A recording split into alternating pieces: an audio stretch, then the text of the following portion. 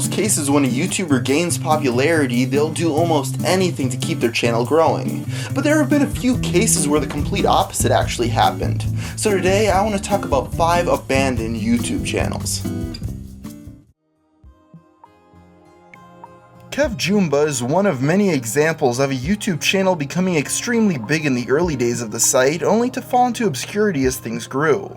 But the weird difference between Kevin is that instead of running his channel into the ground, he rather decided to leave it all behind when he was at the top of his game. Just like many other early breakout stars, the channel consisted of a lot of comedic skits and songs which garnered his channel hundreds of millions of views.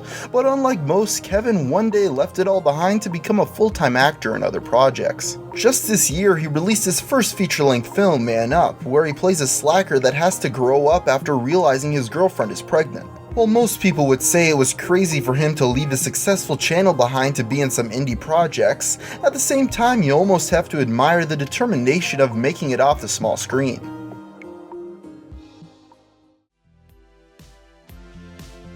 What You Ought to Know was never one of the biggest channels on YouTube, but back when they made videos I was a huge fan and now feel the need to include them on this list, especially since they may be a big reason why I currently use a white backdrop for these videos. Starting all the way back in 2007 with beautiful crisp 240p resolution, the brothers Wynn produced short-form videos that gave their thoughts and ideas on a variety of subjects. But what really set them apart was the fact that their personal views didn't just go with popular opinion, but rather actually made you think while learning new things. Over the course of several years, they had built up a catalog of almost 300 episodes. Then all of a sudden, in December of 2010, they stopped. With many wondering where they had gone, a video was eventually uploaded a few months later explaining that they had been working on a project in Hawaii, but also that they would be back.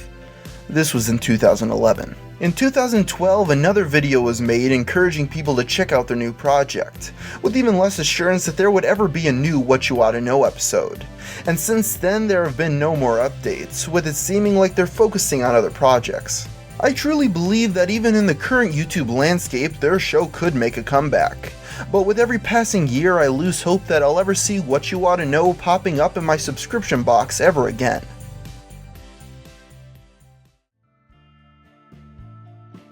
Gudjon Daniel was an Icelandic YouTuber that mainly focused on playing the popular FIFA video game franchise, which gained him a small taste of internet fame because of the popularity of the sports game. Where many will most likely know him from is that he was at one point friends with KSI, another FIFA YouTuber who currently sits at 11 million subscribers, and is one of the most well-paid people on the entire platform.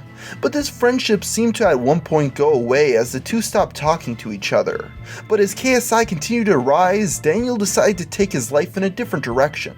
On August 19th of 2015, Daniel made a goodbye video on his channel, announcing that he was no longer going to make videos, and instead pursue a college degree, then apologizing to KSI, letting him know that there were no hard feelings.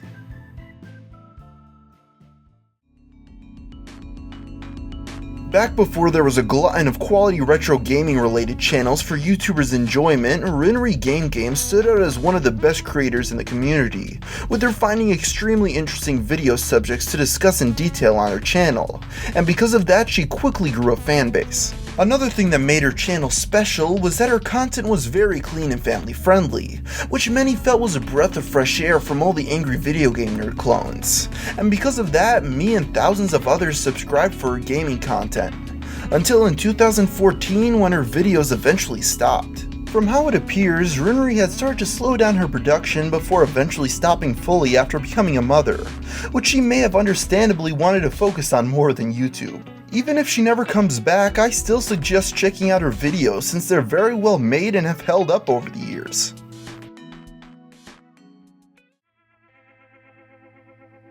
Ross Creations was the channel that got in during the rise of prank channels on YouTube.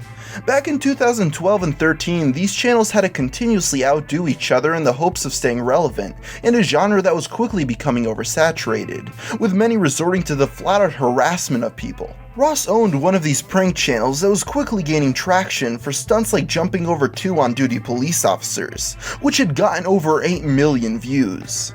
So with this large amount of success, it seems so strange he abruptly stopped making videos in 2013, with many fans wondering what happened. While there's not that much information on whatever happened to Ross, it's clear that since he didn't stage his pranks like many other channels, he had gotten arrested, which is never a good thing.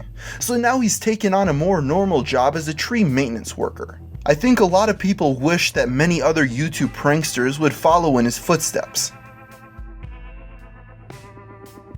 Well, there you have my picks for 5 abandoned YouTube channels. And if you enjoyed this video, please feel free to subscribe, and also if you like the shirt that I'm wearing, I'll provide a link to it in the description below. So anyway, until next time, thanks for watching.